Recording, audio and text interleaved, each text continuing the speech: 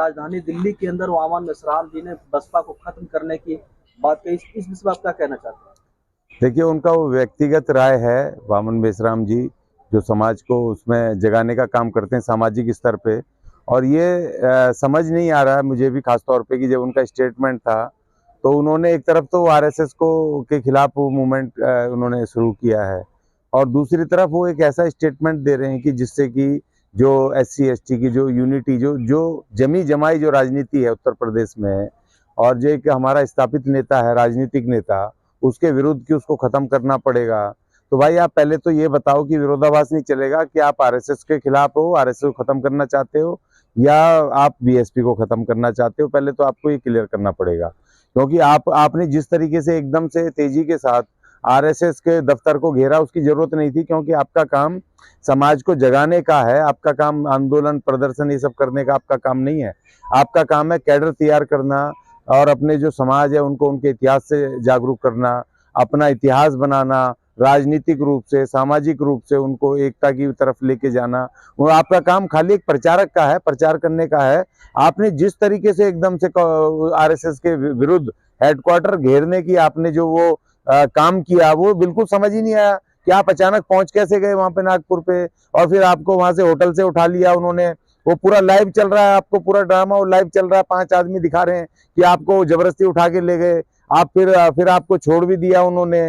ये सब समझ से पा रहे हैं, और फिर आप दिल्ली आकर के आप वो स्टेटमेंट दे रहे हो जिसका कोई रेलिवेंस नहीं है, उसके साथ कोई लेना देना नहीं है कि उसको बीएसपी को, मायावती को खत्म करना पड़ेगा। तो ये दोनों बिल्कुल विरोधाभासी हैं, बिल्कुल अपने आप में बिल्कुल एक अलग एक आकाश है और एक धरती।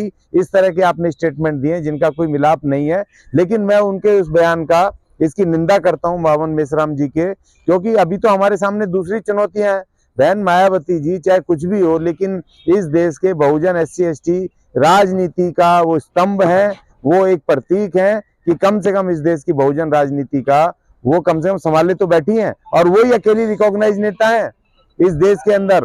खास तौर पे पूरे देश के अंदर अगर कोई एससी एसटी की, दलित मूवमेंट की अगर कोई बात आती है तो बहन मायावती और बीएसपी की बात आती है। लेकिन बहन जी घर से निकलती नहीं है, तो समाज के तमाम संगठन के जो बीएसपी की काम करने वाले न्यौछावर हुए गए थे, उन सबको बहन जी ने धीरे धीरे करके निकाल दिया गया बीएसपी से। और आज वामन मेश्राम का जहां तक लगता है कि कहना भी सत्य है कि बहन जी ने मिशन को खत्म कर दिया। क्या आपको नहीं लगता मिशन खत्म हो चुका है?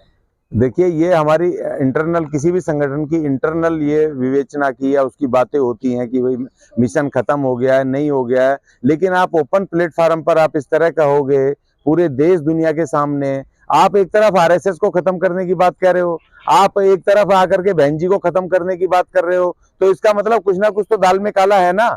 आप अचानक कैसे निकल के आ गए? आप कैसे आंदोलन में आरएसएस के हेडक्वार्टर को घेरने चले गए? ये दो जो घटनाएं हुई है ना, एक दिल्ली की घटना, ये जो 22 प्रतिज्ञाएं लेने की गौतम जी के द्वारा, और एक वामन मेश्राम जी के द्वारा जो आरएसएस को घेरने की जो घटना हुई है, ये दोनों अपने आप में कहीं एक ऐसा इशारा कर रही है कि 2024 और आने वाला जो गुजरात चुनाव और जो हिमाचल प्रदेश का चुनाव है, इन दोनों से कहीं ना कहीं पर अपने आप में एक दूसरे जुड़ती हैं ये घटनाएं। अचानक इन दोनों चीजों की जरूरत नहीं थी। ना तो वामन मेश्राम जी को आरएसएस के विरुद्ध नागपुर घेरने की जरूरत थी, ना ही इनको यहाँ पर गौतम जी को ये 22 प्रतिज्ञाएं लेने का ये बवंडर मचाने की जरूरत नहीं थी। ये आपस में दोनों जुड़ते ही नहीं है कहीं पर। और आप दोनों ही सूरतों में इस देश की बहुजन राजनीति, बहुजन जो जमी जमाई राजनीति, राज सत्ता और लीडर हैं, उनके विरुद्ध फिर आप आकर के घूम करके उनको टारगेट कर रहे हो। इसका मतलब दाल में काला साफ दिखाई दे रहा है। लेकिन वामन मेश्राम सर पूरे देश में ईवीएम के खिलाफ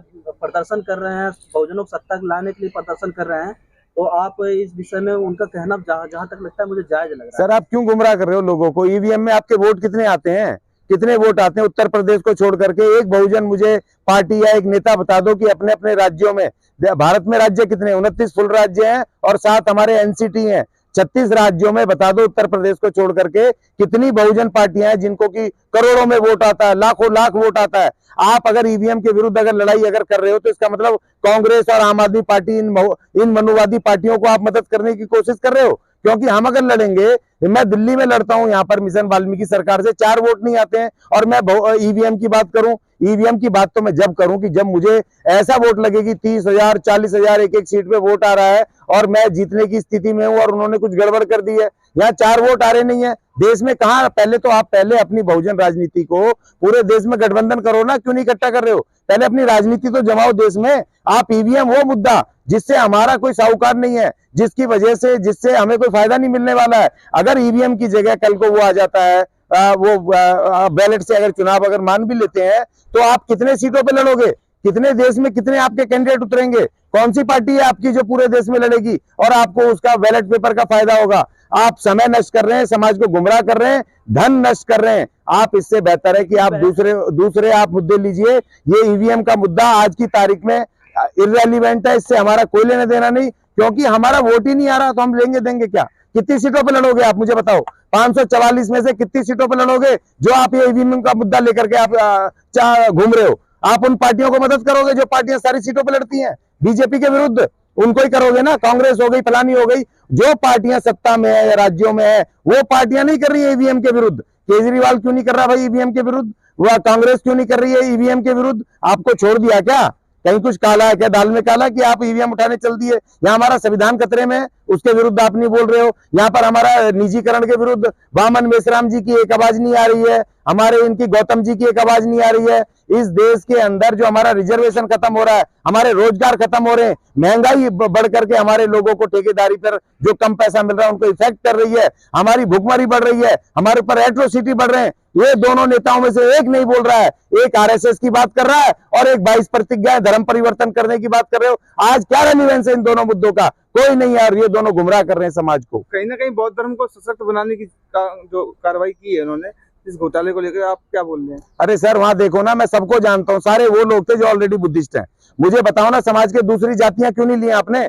आप लिस्ट निकालो, वो गिने चुने वो ऑलरेडी बुद्धिस्ट हैं, मैं उन सबको जानता हूँ। जो हम वाल्मीकि भी कुछ आए थे गिने चुने, कुछ दूसरे भी आए थे। समाज में पहली बात तो है कि आज की तारीख में जब बाबा साहब ने 1956 में धर्म परिवर्तन का मूवमेंट चलाया था, उस समय जरूरत थी, आज जरूरत नहीं। आज संविधान को क्यों नहीं लागू करते भाई? आज मैं वो लिखा we the people of India, उसके उद्देशिका को आप करने के लिए क्यों नहीं करते? लड़ाई क्यों नहीं करते? आपने संविधान की शपथ क्यों नहीं दिलवाई? आज आप अपने लोगों को क्यों दुश्मन बना रहे हो दूसरे लोगों का? हमारे भी सैकड़ों लोग हैं जो हमारे दूसरी अनुसूचित जाति की दूसरी जातियों के, जो गणेश को भी मानते हैं, दूसरे भगवानों को भी मानते हैं, राम को भी मानते हो। आप अपनी शक्ति को खत्म कर रहे हो। अरे पहले उनको समझा तो दो बुद्ध के बारे में, पहले अंबेडकर के बारे में, बुद्ध के बारे में, 22 प्रतिज्ञाओं के बारे में उनको अवेयर तो कर दो, तभी तो सार्वजनिक शपथ लेना। और ये जो हुआ है, ये 22 प्रतिज्ञाओं वाला ये जो खेल हुआ है, इसमें टोटल सिर्फ बीजेपी को फायदा मिला है। क्योंकि जो गुजरात के अंदर जब उसको लगा, केजरीवाल को लगा कि उसकी इस मूवमेंट से कांग्रेस को फायदा हो जाएगा और इन दोनों ने मंथन किया, तो इन्होंने कहा कि भैया इसको छोड़ दो। 22 प्रतिज्ञाओं को इन्होंने लेकर के अब वहां पर वो टोटल बीजेपी को फायदा होगा। देखिए सर, आप बीजेपी की फायदा की बात कह रहे हैं। अगर बीजेपी को फायदा होता तो बीजेपी के कार्यकर्ता राजन पाल गौतम पे एफआईआर क्यों कर? अरे सर, ये ड्रामा आई वॉश है, कौन सी जेल में चले गए? वो कौन सी धारा लगी है? पहली बात तो इसमें कोई धारा नहीं लग सकती, क्योंकि ये ऑलरेडी वहां आर्टिकल 25 में है हमारा। और दूसरी बात, 1956 में जो 22 प्रतिज्ञा ली थी वो लिखी हुई है नागपुर में, वो महाराष्ट्र सरकार हर साल करवाती है। ये सब नाम मात्र की, ये दिखावटी, ये एफआईआर है, ये तो खत्म हो जाएंगी, ये तो वहां कोर्ट में जाते खत्म हो जाएंगी। और उसमें और आप कितनी बार देखोगे कि वो जेल गए? कहाँ जेल गए? वहां पर बिठाया 4 घंटे जान पूछ करके कि एक नेशनल इंटरनेशनल न्यूज बन सके, हाँ जी उसको बिठा लिया। टोटल ये उनको आरएसएस और बीजेपी को बेनिफिट मिला है इस उससे। और ये जो कूदे हैं अभी यहाँ के जितने भी ये कूद रहे हैं बाबा, अब ये दिखा रहे हैं, देखो जी ये दलित जो मूवमेंट हुई है, 22 प्रतिज्ञा, ये इस देश के हिंदू धर्म के हिंदुओं के खिलाफ है, उनको पूरा आपने उनको फायदा दे दिया, उनको बेनिफिट दे दिया। ये दोनों आरएसएस घेरना नागपुर का और ये जो 22 प्रतिज्ञाएं दिल्ली की, उन दोनों नेताओं ने बीजेपी को मदद की है करके। इसका मतलब ये है कि जो राजन पाल गौतम रोए थे, घड़ियाली में आंसू थे उनके? बिल्कुल घड़ियाली थे, उसकी जरूरत नहीं थी। पहली बात तो आप अच्छा वाला मंत्री थे, आपको अचानक ऐसी मुझे आप ही बताओ कि ऐसी कौन सी परिस्थिति बन गई थी आपको बुद्ध धर्म की वहां प्रतिज्ञाएं दिलानी पड़ी? और दूसरी बात, आपने दूसरी जातियों को, अनुसूचित जातियों की दूसरी जातियों क्यों नहीं इन्वॉल्व किया? क्यों नहीं उनके वहां इलाकों में नीला रथ लेकर के गए? जब 1 महीने पहले आपने नीला रथ शुरू किया तो आपने दूसरी तमाम जातियों को बिठा करके उनसे बात क्यों नहीं की कि हम बुद्ध बनना चाहते हैं, ये खतरे सामने है? आपका उद्देश्य क्या था? मैं इस देश का, दिल्ली और देश का, मैं खुद एक वाल्मीकि समाज का, और एक मेरे को दुनिया जानती है, सारे नेता जानते हैं। मुझे नहीं पता कि इस 22 प्रतिज्ञा लेने का अचानक से कौन सा इनका मोटिव था, उसके पीछे क्या उद्देश्य था।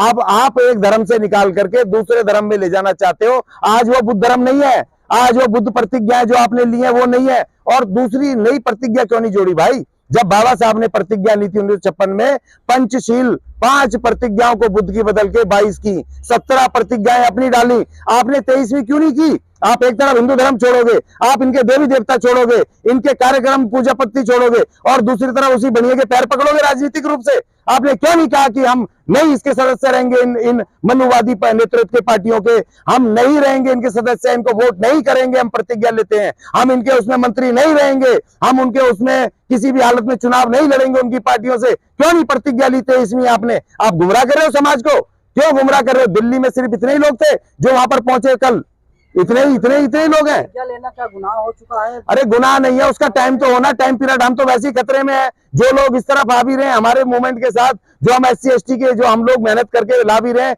आप धर्म देखो, कार्ल मार्क्स ने भी कहा था धर्म बिल्कुल अफीम की तरह है। जब धर्म से ही ये राजनीति कर रहे हैं, और आपने इनको मौका दे दिया। आपने उनको कह दिया, जो गणेश को, हमारे सैकड़ों आदिवासी इलाकों में जाता हूं, सारे गणेश जयंती मनाते हैं उनकी, वो 9 दिन मनाते हैं, वो सारी देवियों को मानते हैं, वो सारे आपने अपने खिलाफ कर लिए। क्यों कर लिए? वाल्मीकि समाज के सैकड़ों लोग, खटीकों के जो अपने को सूर्यवंशी कहते हैं, जो अपने दूसरे अनुसूचित जाति के दूसरे, जो इन राम को, श्याम को, इन सबको मानते हैं, उन सबको आपने अपना दुश्मन बना लिया। इसका मतलब तुम्हारी साजिश थी, और आपने RSS और इन हिंदूवादी शक्तियों को मदद की है 22 प्रतिज्ञा आज लेकर के। लेकिन सर सवाल तो बनता है, देश भर में दलितों के साथ शोषण हो रहा है, अत्याचार और बहन बेटियों के साथ बलात्कार हो रहा है, तो उनको धर्म, अगर हिंदू धर्म में इज्जत नहीं मिल रही तो कहीं दूसरे धर्म को अपनाना ही पड़ेगा। धर्म से आप सत्ता पे जाओगे क्या? धर्म से सत्ता पे जाओगे? राजनीति खड़ी करो अपनी, छोड़ो इन मनुवादी पार्टियों के जितने नेता हो, और बुलाओ बहन मायावती जी को, बुलाओ प्रकाश अंबेडकर को, बुलाओ स्टालिन को, और इनको बिठा के कहो कि हम 544 सीटें लड़ेंगे और हम इस देश की राज सत्ता पे कायम होंगे। आपको राजनीति करनी चाहिए थी। सर बहन जी तो आपके घर आके बैठ जाए, आपके घर आके बैठ जाए, बुलाओ उसको, आप करो प्लेटफॉर्म तैयार, बुलाओ उनको। देखे प्रोटोकॉल है, कैसे आएगी वो? अब यहाँ करके जंतर मंतर में बैठ जाए, मतलब यहाँ के बैठ जाए तभी आपको खुशी मिलेगी। आप क्या कहना चाहते हो? माया 2022 में उत्तर प्रदेश विधानसभा चुनाव हुआ, 403 सीटें हैं, सिर्फ एक विधायक बन पाया, एक सीट बन पाई है। देखिए आप उस नाते को देखिए आप उसको प्रोपगंडा को नहीं समझे। RSS आज घर घर में है। जिस तरह जब आपने देखा एपिसोड क्या हुआ, उन्होंने एक मुस्लिम को बिठा करके एक स्टिंग ऑपरेशन कर दिया। वो कह रहा है जी 50 सीटों का हमने बहन जी से 400, उसका 400 करोड़ का बीजेपी से 200 करोड़, वो दिखा रहा था कि हमने बीजेपी के साथ कर दिया कि अगर हमारी 50 सीटें आएंगी तो हम बीजेपी को समर्थन दे देंगे। उसका काउंटर नहीं हुआ। वो RSS, उसका मीडिया उनके पास, नेशनल मीडिया जो हमारे लोग देखते हैं, कार्यकर्ता उनके, सब कुछ उनके, उस स्टेटमेंट का काउंटर, उसका जो उन्होंने प्रोपगंडा चलाया कि बहन जी बीजेपी के पीछे, उसका काउंटर नहीं हो पाया। इसकी वजह से वहां पर सीट तो भले ही गई, लेकिन आपको पता है 1.5 करोड़ वोट भी आया। वो वोट कैसे आया? अगर बहन जी को साथ नहीं है लोग, या बहन जी को नहीं मान रहे हैं, तो 1.5 करोड़ वोट कैसे आया? आप सिर्फ सीटों से देखते हो, आप उसकी वोट से भी देखो, उसकी शक्ति से भी देखो। क्या फर्क पड़ेगा? विधानसभा में विधायक जाएंगे नहीं, विधायक है ही नहीं, तो क्या आवाज उठाएंगे? नहीं, जमीन पे उठाएंगे, जमीन पे लड़ेंगे, जमीन पे उठाएंगे, बिल्कुल उठाएंगे। 6 महीने हो गए, बताइए 2 विधायक का नाम बताइए, 2 विधायक है नहीं उनके। हाँ, विधायक नहीं है, जो 2 प्रत्याशी का नाम बताइए जो जमीन पर आए हों। नहीं, अभी जरूरत नहीं है ना, बताओ मुझे अभी क्या जरूरत है? नहीं, देखिए वो एक जरूरत नहीं है। बहन जी को आप समझिए, बहन जी का एक अपना स्टेटमेंट देखिए, बहन जी का एक स्टेटमेंट देखो। मेरी बात सुनिए, देखिए मैं बहन जी की पार्टी का ना सदस्य हूँ ना प्रवक्ता हूँ, लेकिन मैं आपको एक बताना चाहता हूँ कि बहन जी का एक स्टेटमेंट जब टाइम पे जरूरत होती है, उनका एक स्टेटमेंट ही एक बड़े लाखों के आंदोलन के बराबर होता है। उनकी मान्यता इतनी बड़ी मान्यता है, लेकिन नहीं फर्क पड़ता है। अब आपको नहीं दिख रहा ना, हमें तो दिखता है ना, इसीलिए हमने ऐलान किया कि भाई बेरोजगारी कितना ट्वीट किया, दलितों पर अत्याचार कितना ट्वीट किया, सभी पार्टियों के लोग कर रहे हैं। नहीं ट्वीट कर रहे हैं, नहीं ट्वीट से क्यों नहीं? देखिए अब देखिए ये बात है, ये जो आप कह रहे हो, ये जो आपकी बात है, ये उनको सुननी चाहिए देखिए ना उनकी पार्टी का मैं मेंबर हूं ना प्रवक्ता हूं, लेकिन मुझे लगता है कि केवल मायावती को, बहन जी को इसमें दोषी मानना और उनको दोषी बना करके आप मुझे क्या कहना चाहते हो? नहीं नहीं, आप उनके प्लेटफॉर्म चिट्ठी लिखो ना भाई।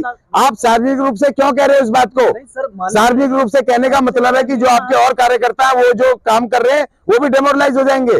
आप उनसे बात करो, जाओ लखनऊ, उनके पार्टी यहाँ स्टेट में भी पार्टी है, उनसे मिलो जा करके, उनको बोलो भैया आप आंदोलन क्यों नहीं कर रहे हो, आप क्यों नहीं मैदान में आ रहे हो? आज वामन मेश्राम, चंद्रशेखर रावण सड़कों पे आंदोलन कर रहे हैं। कहाँ कर रहे हैं, कहाँ कर रहे हैं? निकल मुझे बताओ क्या कर रहे हैं? ईवीएम के लिए, जिसका कोई मुद्दा नहीं है। ईवीएम कोई मुद्दा नहीं लड़ रहे। ईवीएम कौन सा? मुझे एक काम बताओ, एक काम बताओ।